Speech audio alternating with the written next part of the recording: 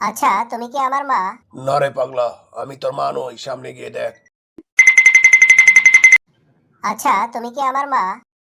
না রে পাগলা, আমি তোর মা নই, সামনে গিয়ে দেখ। এই তো, নিশ্চয়ই তুমি আমার মা। হ্যাঁ মা, আমি তোর মা। চল এখান থেকে। এই যে শুনছেন, আপনি কি আমার মা? না রে বোকা ছেলে, আমি তোর মা হতে যাবো কেন? উপরে গিয়ে দেখ।